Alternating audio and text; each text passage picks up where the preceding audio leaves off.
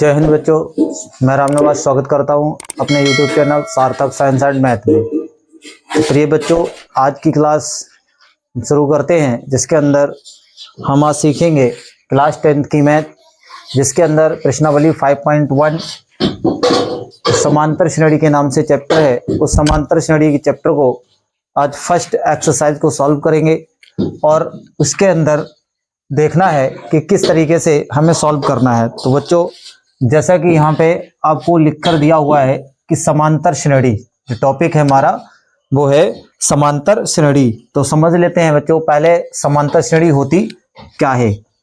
तो देखिए, जैसा कि नाम से पता चल रहा है, समांतर श्रेणी, श्रेणी का मतलब होता है एक क्रम, ठीक है। समांतर का मतलब सममानी समान,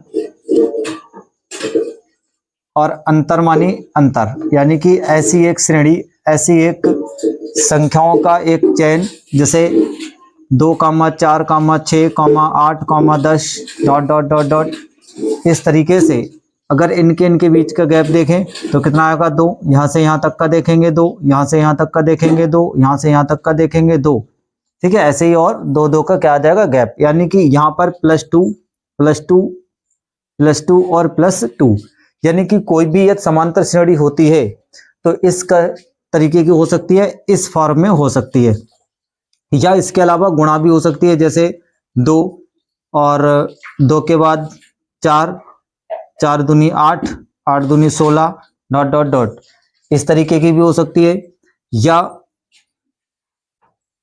ये इस तरीके की होगी, या फिर इसमें माइनस करने से या प्लस करने पे, या फिर 1, 2, 3, 4 डॉट डॉट डॉट डॉट। अगर यहां देखें तो ये सभी की सभी मतलब समांतर श्रेणियां हैं, ठीक है। बट इसमें कितना क्या अंतर आ रहा है वो देखते हैं कि यहां देखेंगे तो एक निश्चित क्रम में बढ़ती हुई संख्या है, यानी कि यहां पर ना तो +1 बढ़ रहा है, ना 2 जुड़ रहा है, ना कुछ जुड़ रहा है। ये हमारी गुणा का पैटर्न है ये भी समांतर श्रेणी, लेकिन ये गुणा का पैटर्न में आ रहा है ना, गुणा के पैटर्न को बनाते हुए चल रही है, इसलिए समांतर श्रेणी है। यहाँ पर एक निश्चित क्रम में बढ़ती हुई जा रही है, तो ये भी एक समांतर श्रेणी है, ठीक है। दोनों ही समांतर श्रेणियां हैं, लेकिन यहाँ गुणा की क्रम में है और यहाँ पर ना तो एक जुड़ रहा है और ना ही कोई घट रहा है। इस तरीके की हमारे यहाँ पे क्या है, समांतर श्रेणी है। लेकिन यहाँ देखेंगे तो यहाँ पे आपको 2 की अधिकता मिलेगी। आप अगले पद में जाएंगे, 2 जोड़ के 4 हो गया, 4 में 2 जोड़ के 6 हो गया, 6 में 2 जोड़ के 8 हो गया, 8 में 2 जोड़ के 10 हो गया। तो इस तरीके का अगर कोई भी पैटर्न बनता है तो उसको हम क्या कहते हैं, समांतर श्रेणी कहते हैं। तो हमें जो 5.1 के अंदर पढ़ना है, हमें बस इस क्रम की समांतर श्रेणी का अध्ययन करना है, ठीक है। बस इस तरीके का हमको अध्ययन करना है, इस पैटर्न को फॉलो करना है इस चैप्टर के अंदर, जिसमें प्रश्नावली 5.1 दी गई है। कुल यहाँ पर 3 तरीके की मुझे क्या मिलेगी, समांतर श्रेणी के अंदर 3 एक्सरसाइज है। 3 एक्सरसाइज के अंदर मुझे बस 3 फार्मूले पढ़ने हैं। एक तो पैटर्न फॉलो करना है, और दूसरा इसके अंदर जो पढ़ना है वो सूत्र होगा हमारा अंतर निकालने के लिए, या फिर इसके बाद जो पढ़ना है तो उसके लिए सूत्र अलग है। बस 3 फार्मूले पे पूरी समांतर श्रेणी जो होती है वो हमारी कंप्लीट हो जाएगी। तो चलिए, यहाँ पे अब हमें कुछ बातें याद रखनी है बेसिक वाली। वो बातें क्या हैं, जैसे मैं बेसिक की अगर बात करूं तो बेसिक में इसमें एक तो आप समांतर श्रेणी को शॉर्ट में एपी बोलते हैं। क्या बोलते हैं? एपी।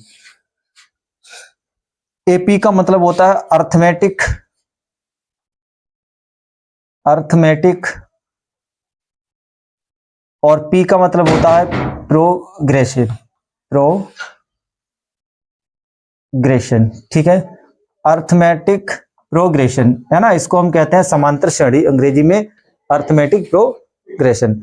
अब ये इसको शॉर्ट में एपी लिखा जाता है, ठीक है। तो यानी कि ये जितनी भी हैं वो सब हमारी क्या है, एपी है। ये भी क्या है, एपी है।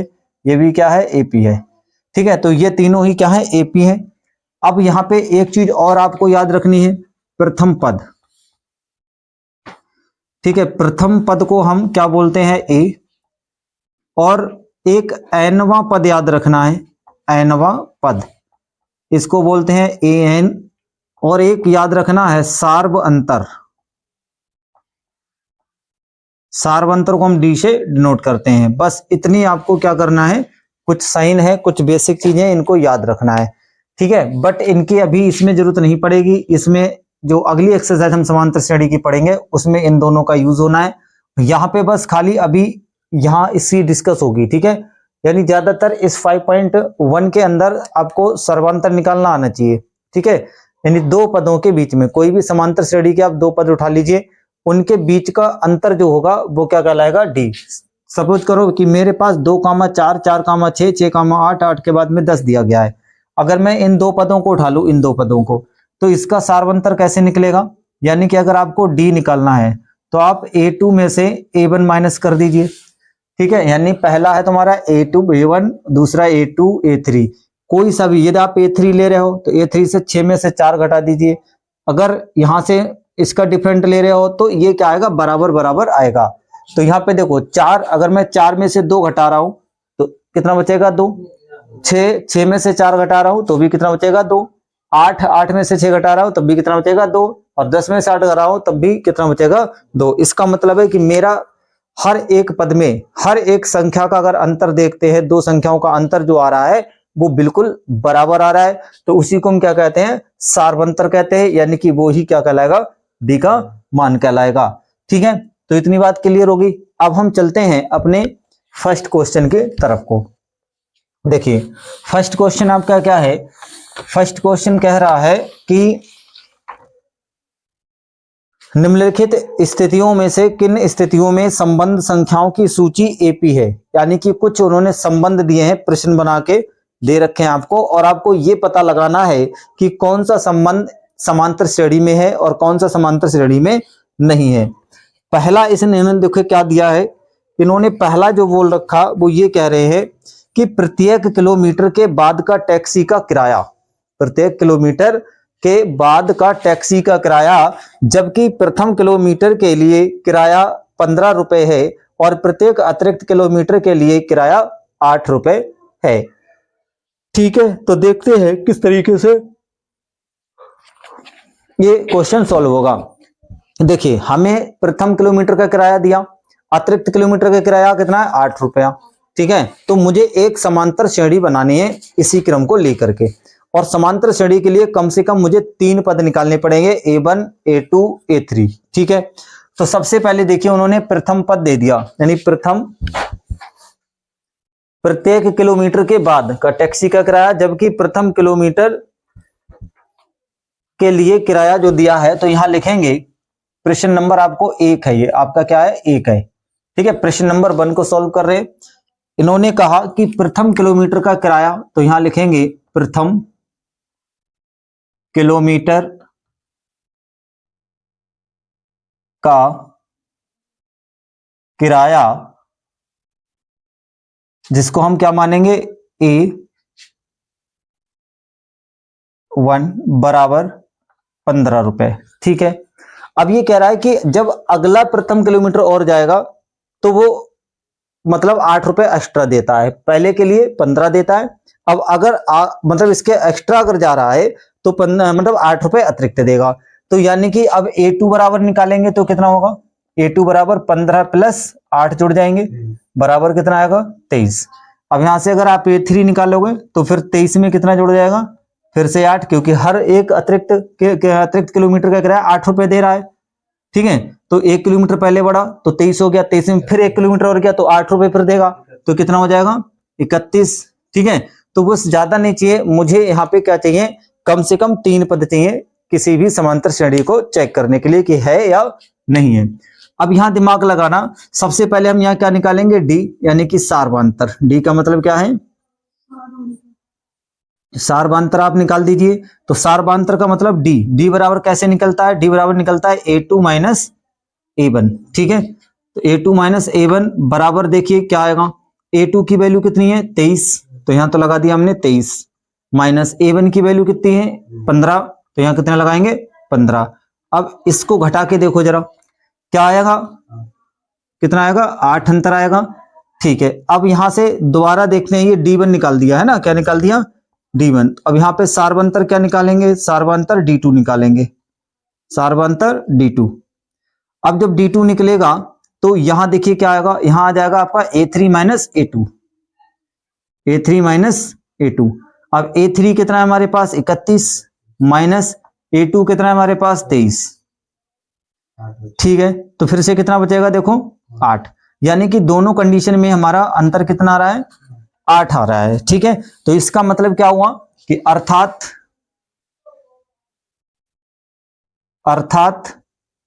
D1 बराबर है किसके D2 के।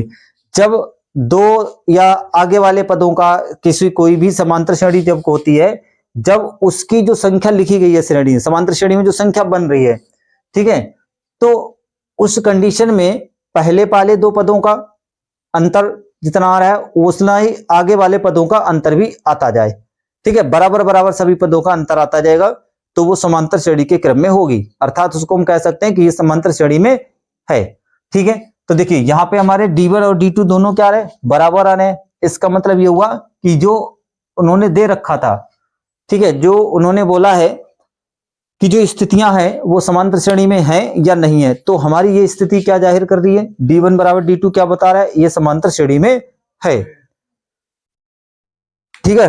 तो लिख देंगे अतः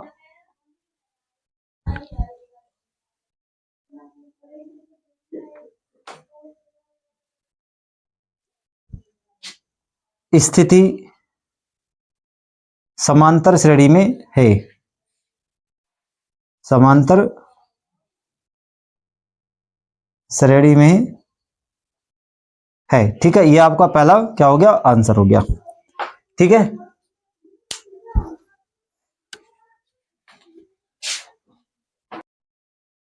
उनका सेकंड क्वेश्चन है कि किसी बेलन में उपस्थित हवा की मात्रा जबकि वायु निकालने वाला पंप प्रत्येक बार बेलन की शेष हवा का 1/4 भाग बाहर निकाल देता है। तो देखिए एक क्या बोला इन्होंने, एक बेलन बोला है, यानी ये बेलन है और इस बेलन के अंदर एक पंप लगाया गया है जो हवा निकालने का काम करता है, और ये कितनी हवा निकालता है एक बार में 1/4 भाग, ठीक है। अब देखिए सबसे पहले प्रत्येक बार मैंने 1/4 निकालता है, लेकिन प्रत्येक बार निकालेगा कब जब शेष हवा का, ठीक है। तो सबसे पहले कितना निकलेगा, तो यहां लिखोगे प्रश्न दूसरा है, ठीक है आपका ये।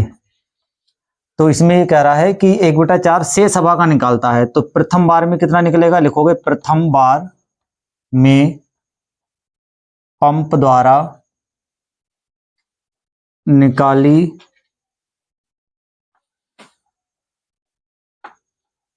द्वारा हवा का निकाला गया भाग बराबर 1, ठीक है। अब 1 का 1/4 यानी शेष हवा का 1/4 जो रहेगी यानी कि 1 निकाल दी, तब इसका 1/4 यानी कि A1 कितना हो जाएगा, A1 बराबर तो हो गया 1, ठीक है। तो A2 बराबर क्या निकालोगे 1 माइनस 1/4 क्रॉस मल्टीप्लाई करोगे तो A2 बराबर 4 एकम 4 और माइनस 1 एकम 1/4, A2 बराबर जो आएगा वो आ जाएगा 3/4, ठीक है। अब वो यहाँ पे 1/3 जो बचा है ये हमारे पास क्या है शेष भाग है, ठीक है। यानी कि वो निकालने के बाद 1/4 भाग निकालने के बाद अब हमारे शेष भाग कितना है 3/4। अब कह रहा है शेष भाग का फिर 1/4, तो शेष भाग का 1/4 का मतलब हो गया कि यहाँ पे क्या करोगे आप A2 को गुणा कर दोगे 1/4 से, तो ये कितना हो जाएगा 3 एकम 3 और यहाँ हो जाएगा 4 चौक 16, क्योंकि ये कह रहा था शेष हवा का मतलब गुणा है ना, 3/16 हो गया, 1/4 से गुणा कर दिया, 1/4 बाहर निकल गया। अब क्या करेंगे, ये जो शेष हवा है उसमें से फिर से क्या होता है 1/4 भाग फिर निकल जाता है, ठीक है। तो शेष हवा का अब देखिए 3 यानी ये 3 निकालेंगे तो यहाँ 3/16 और माइनस का 1/4 माइनस कर दो तो यहाँ आ जाएगा A3 बराबर 4 3 12 और माइनस 16 एकम 16 बटे कितना आएगा 16 चौक 64, ठीक है। तो A3 बराबर कितना हो गया, यहाँ माइनस में कितना बचेगा 4 और यहाँ पे नीचे है 64 हमारा, 4 एकम 4 4 छंग 24, ठीक है। तो इस तरीके से हमारे पास जो वैल्यू आई वो कितनी है माइनस का 1/16, सही है। अब यहाँ पे अगर हम D1 निकाल के देखें तो D1 बराबर क्या हो जाएगा A2 माइनस A1, तो D1 बराबर A2 की वैल्यू कितनी है यहाँ पे 3/16 और A1 की वैल्यू कितनी है हमारे पास 1/4, ठीक है। A1 की 1 है ना, 1 है, यहां से देखो 1 कैंची की गुणा करोगे तो हो जाएगा D1 बराबर 3 एकम 3, 16 एकम 16 और बटे में 16 एकम 16। तो D1 बराबर यहाँ से घटाओ, 16 से 3 गए तो कितने बचेंगे, माइनस के 13 बटा 16। ठीक है, नीचे आते हैं, अब D2 निकालोगे तो D2 बराबर यहाँ लगा देते, यहाँ निकाल दो। ठीक है, तो D2 बराबर क्या आ जाएगा, A3 माइनस A2। D2 बराबर A3 का मान कितना है हमारे पास, माइनस में 1/16 और A2 का मान हमारे पास कितना है, A2 का मान है 3/16। ठीक है, 16 एक जैसे हैं, क्रॉस मल्टीप्लाई नहीं होगी। और यहाँ पे कितना हो जाएगा, -1 -3, तो यहाँ कितना आएगा, D2 बराबर -3 -1 कितना हुआ, -4/16। ठीक है, तो यहाँ पे देखो, अतः D1 बराबर नहीं है किसके, D2 के। ठीक है, इसलिए स्थिति AP में नहीं है। ठीक है, ये क्या बन गया आंसर। चलिए देखते हैं हम प्रश्न नंबर 3। प्रश्न नंबर 3 क्या कह रहा है कि प्रत्येक मीटर की खुदाई के बाद, ठीक है, अब किताबें देख लो, किताब से देखते जाओ प्रश्न को, कि प्रत्येक मीटर की खुदाई के बाद एक कुआं खोदने में आई लागत, ध्यान समझना, यानी प्रत्येक, यानी एक एक मीटर करके खोदा जा रहा है कुआं, और उस कुआं खोदने में जो लागत आई, जबकि प्रथम मीटर की खुदाई की लागत 150 रुपए है, और बाद में अगर प्रत्येक मीटर और खोदता जा रहा है, जैसे 1 मीटर खुद जाता है तो 50 रुपए मीटर और अधिक लागत उसकी बढ़ जाती है। ठीक है, तो इस कंडीशन में बताना है कि ये जो स्थिति इसने दी है क्या वो AP में है, यानी कि समांतर श्रेणी है या नहीं है। तो देखिए, सबसे पहली बार इसने कितना दिया कि खुदाई की लागत जो है वो 150 रुपए है ना, प्रथम मीटर की। तो इन्होंने जो दिया है वो लिखोगे, इनके हल कैसे करोगे इसको, देखो, तो यहां लिखोगे प्रथम मीटर की खुदाई की लागत, यानी इसको हम A1 मान लेंगे, बराबर कितना आता है, 150 रुपए। कितना है यहाँ पे, 150 रुपए आती है कीमत। यानी एक प्रथम पहली बार में अगर 1 मीटर कुआं खोदा जाता है तो 150 रुपए देता है। ठीक है, 150 रुपए की लागत आ जाती है, खर्चा। फिर कह रहा है अगला जब 1 मीटर खोदता है, फिर और उससे अगला मीटर एक खोदता है, फिर और खोदेगा 1 मीटर, तो आगे 1 मीटर खोदने के लिए 50 रुपए और अलग से एक्स्ट्रा, यानी कि खर्चा आता जा रहा है। तो ये A1 हो गया। तो इस तरीके से अब अलग से कितना दे रहा है, 50 रुपए। ठीक, कितना दे रहा है वो, 50 रुपए। अब 50 रुपए देगा तो इसमें 50 ऐड हो जाएगा, यानी कि नेक्स्ट टाइम कितना हो जाएगा, A2 बराबर कितना हो जाएगा, 150 और प्लस 50 बराबर कितना मिलेगा, 200। फिर A3 बराबर कितना मिलेगा, 200 में फिर कितना ऐड करना है, फिर 50। ठीक है, तो यहां कितना हो जाएगा, 250। अगर आप निकालना चाहो A4 निकाल सकते हो, तो 250 और प्लस 50 बराबर कितना हो जाएगा, 300। ठीक है, तो मुझे इतने की लंबी जरूरत है नहीं, तो यानी कि मेरे पास एक अब श्रेणी प्राप्त हो जाएगी। कौन सी श्रेणी प्राप्त हो जाएगी, तो अतः लिख सकते हो कि अतः AP बराबर कितनी आएगी, 200, 250, 300। अगर मैं इसका सारबंतर निकाल लूं, क्या निकाल लूं, D1 बराबर निकाल लूं, तो क्या होगा, A2 माइनस A1। D1 बराबर A2 का वैल्यू देखो कितना हमारे पास है, 200। ठीक है, कितना है, 200, और माइनस ऊपर का निकालेंगे 150, तो यानी कि D1 बराबर कितना मिला हमारे पास, 50।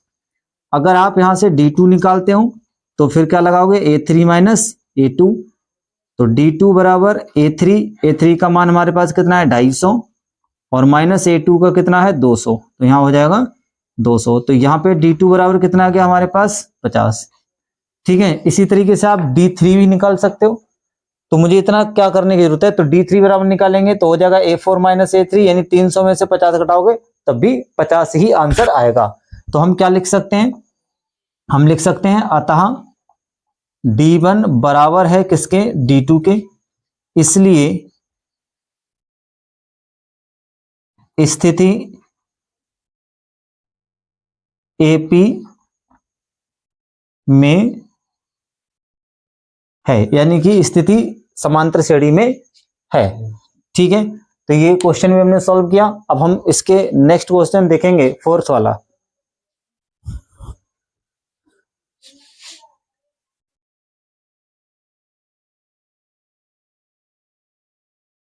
अब इसका तीसरा क्वेश्चन, तीसरा चौथा है ना, फोर्थ क्वेश्चन। फोर्थ क्वेश्चन देखते हैं, प्रश्न नंबर 4। अब देखिए प्रश्न नंबर 4 क्या कह रहा है कि खाते में प्रत्येक वर्ष का मिश्र धन जबकि 10,000 की राशि का 8% वार्षिक की दर से चक्रवृद्धि ब्याज पर जमा की जाती है। चक्रवृद्धि ब्याज का मतलब जो साधारण ब्याज निकलता है उसको जो राशि दी गई है उसमें जोड़ लेते हैं, फिर टोटल राशि पे फिर से चक्र मतलब ब्याज लगा देते हैं, यानी ब्याज पर ब्याज लगना शुरू होता है। जैसे तो यहाँ लिखेंगे पहले वर्ष में, क्या लिखोगे, पहले वर्ष का ब्याज बराबर इन्होंने दे रखा है कितना, 10,000। कितना दे रखा है, 10,000। ठीक है, तो पहले वर्ष के लिए हम A1 मान लो, क्या मान लो, ये A1 बराबर है तुम्हारा 10,000। क्या है तुम्हारा 10,000। ठीक है, इसके बाद में कह रहा है 8% वार्षिक दर से। अब यहाँ पे क्या निकालोगे, दूसरे वर्ष का, दूसरे वर्ष क्या लगता है 8% वार्षिक दर इस पे लगती है ना ब्याज, तो दूसरे वर्ष का ब्याज यानी कि A2 बराबर कितना हो जाएगा, 10 मूलधन। देखो ब्याज तो पता ना सूत्र क्या होता है, बताओ, मूलधन